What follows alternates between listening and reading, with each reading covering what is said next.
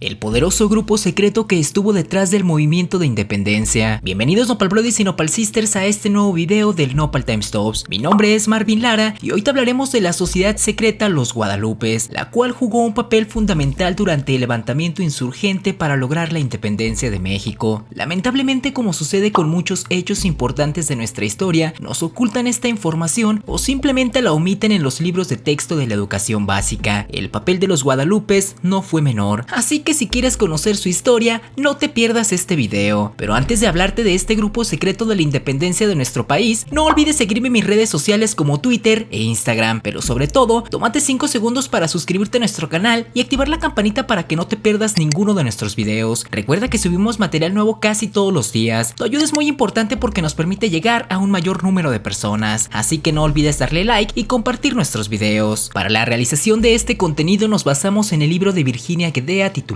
En busca de un gobierno alterno, Los Guadalupes de México, así como La Sociedad Secreta de los Guadalupes de Ernesto de la Torre Villar, ambos editados por la UNAM. Así que sin más por agregar, ponte cómodo llegar a la botana que aquí comenzamos.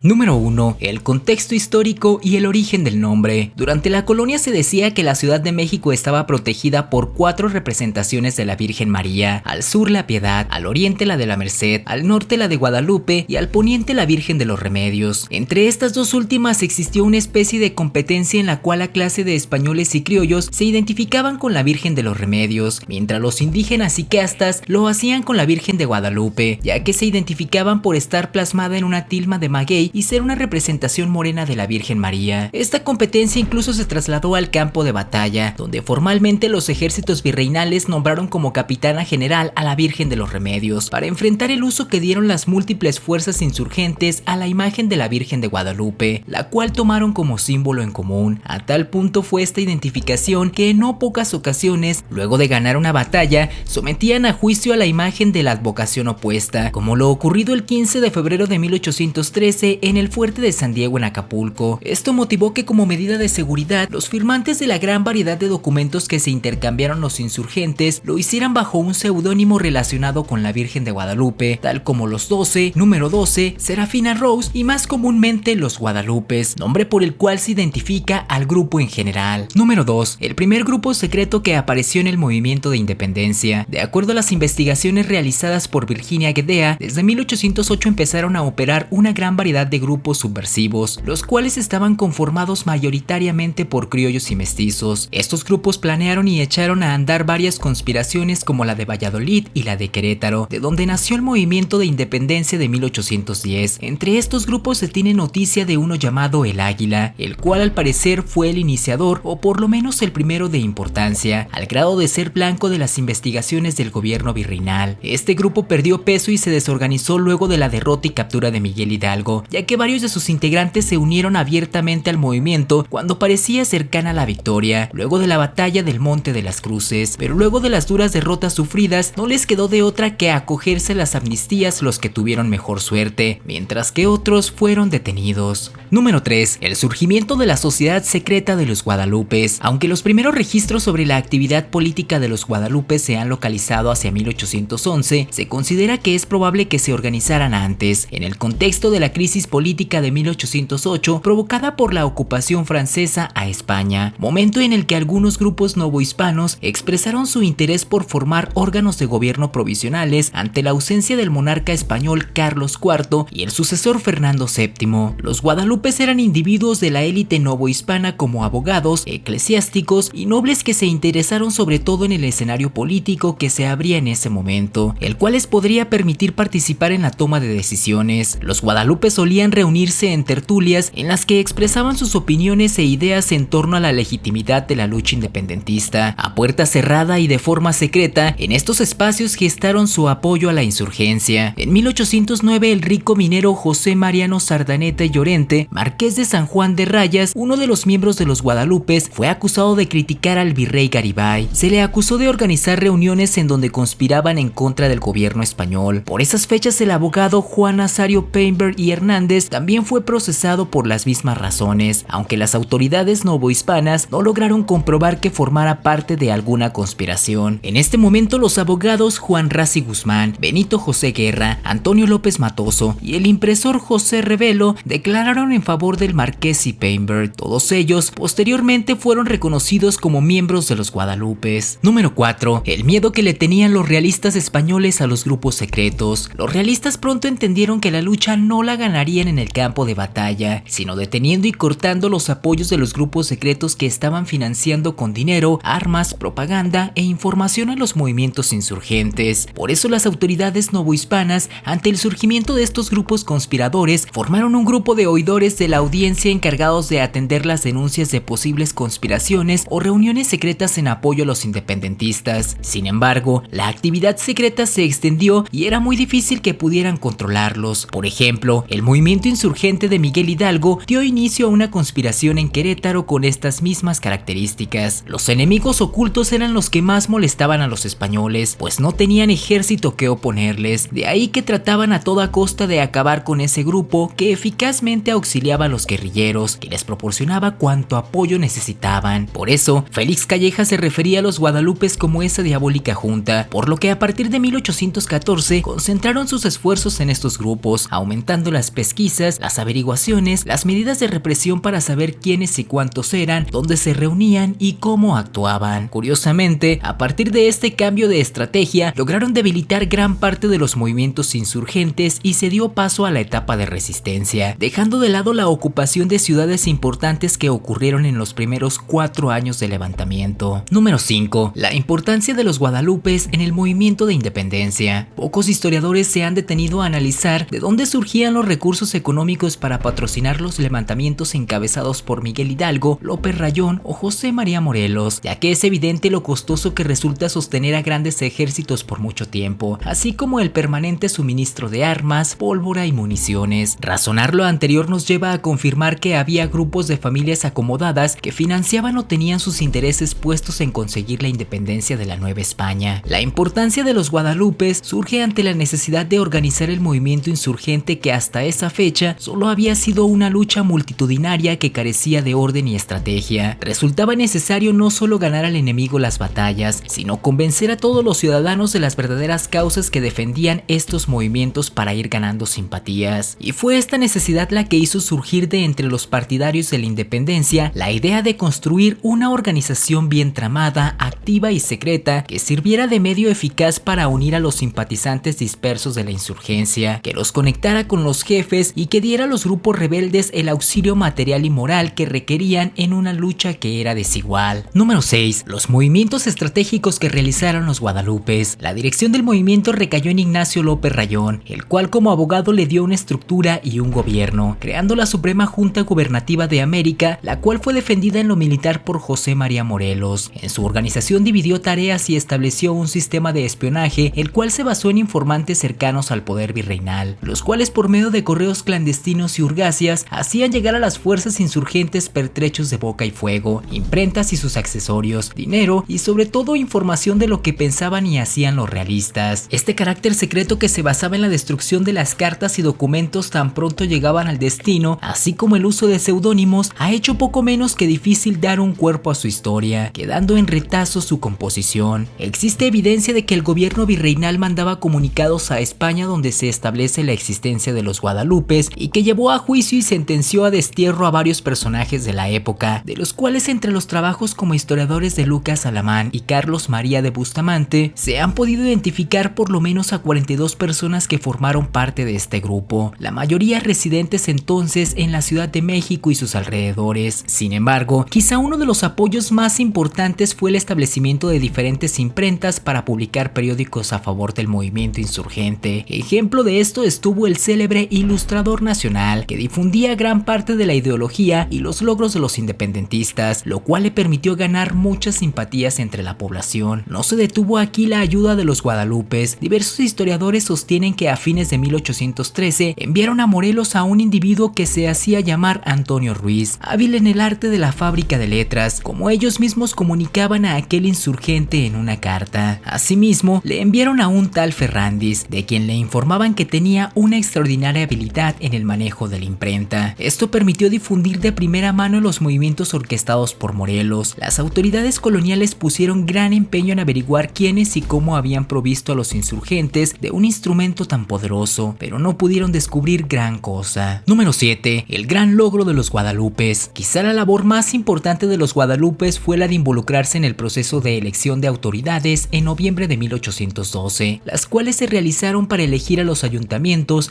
diputaciones provisionales y diputaciones a cortes, tal como lo estipulaba la Constitución de Cádiz promulgada ese mismo año por las Cortes en España. Su labor fue exitosa. En ese proceso no ganó ningún europeo y varios guadalupes quedaron electos: el sacerdote José María Alcalá, el indígena Dionisio Cano Moctezuma y el licenciado Antonio López Matoso. El hecho de haber resultado electos únicamente individuos nacidos en América y además poco afectos al régimen causó una gran alegría popular y un gran alboroto. Hubo repiques de campanas hasta altas horas de la noche, misas de gracia para los triunfadores y algo realmente alarmante: se escuchaban innumerables expresiones que preocupaban hondamente a las autoridades. ¡Vivan los electores! ¡Viva el cura Morelos! ¡Vivan los insurgentes! ¡Y mueran todos los carajos gachupines! Así gritaba la muchedumbre, según la certificación de Julián Roldán, receptor de la Real Sala del Crimen y auxiliar de la Junta de Seguridad y Buen Orden. Las mismas o semejantes exclamaciones fueron registradas por otros testigos. Con razón, los guadalupes consideraron que ese había sido el feliz día en que ejercimos el primer acto de nuestra libertad. Además de los cargos constitucionales, los miembros de ese grupo se mantuvieron muy cercanos a la insurgencia y expresaron ideas que muy probablemente quedaron plasmadas en la Constitución de Apatzingán de 1814. Lamentablemente duraron poco tiempo en el cargo, pues cuando Fernando VII regresó a España, abolió las libertades de esta constitución, dejando sin efecto estas elecciones. Número 8. Sus principales integrantes y el desmantelamiento del grupo. Por haber sido una agrupación secreta, hasta la fecha se desconoce con exactitud cuántas personas formaron parte de la sociedad. Sin embargo, se puede constatar que personajes como José María Luis Mora, Carlos María de Bustamante, Ignacio López Rayón, Gertrudis Bocanegra, Mariana Rodríguez del Toro, Jacobo de Villaurrutia y López Osorio, Francisco Manuel Sánchez de Tagle, Andrés Quintana Roo y Leona Vicario pertenecieron a los guadalupes. En diciembre de 1813 las fuerzas de Morelos fueron derrotadas cuando atacaban Valladolid, y a pocos días, a principios de enero del siguiente año, cayó preso Mariano Matamoros al ser derrotado en Puruarán. Y para mala suerte no pararon aquí las desgracias insurgentes, pues poco más de un mes después, en febrero de 1814, Morelos fue nuevamente derrotado, esta vez en Tlacotepec, y el fracaso militar vino acompañado de la pérdida de numerosos objetos, entre los que se contaron varias cartas de los guadalupes y el diario que ellos le enviaran. Y si a esto le sumamos la derrota sufrida por Rayón en Zacatlán, donde perdió toda su correspondencia, dieron a los realistas mayores posibilidades de actuación al encontrar documentos sumamente comprometedores. Con esta evidencia en las manos, las autoridades coloniales reforzaron su decisión de que era necesario acabar con la asociación, y así poco a poco se fueron descubriendo los hilos que les permitieron actuar en su contra. Así fue como dispusieron regresar a España importantes integrantes de los guadalupes como Alcalá, Manuel Cortázar y Jacobo Villaurrutia. También procedieron contra el regidor Dionisio Cano y Moctezuma, quien logró fugarse y posteriormente solicitó el indulto, el cual le fue concedido. También se iniciaron averiguaciones sobre el regidor Ignacio Adalid, quien fue detenido y puesto en prisión. Después de esto, otros nombres siguieron cayendo. Algunos delataron a otros integrantes a cambio de un indulto, y otros más terminaron sus actividades por miedo a también ser detenidos. Y así fue como dejaron de participar de manera activa los guadalupes en el movimiento de independencia. Muchas gracias Nopal Brothers y Nopal Sisters por ver nuestro video, y como siempre la opinión más importante es la tuya, por lo que te pedimos que nos dejes en los comentarios si crees que estos grupos secretos eran el cerebro del movimiento de independencia o en realidad había alguien más detrás de ellos. Estaremos muy atentos para leer lo que nos escribas y te esperamos en nuestro siguiente video. Nos vemos, hasta la próxima.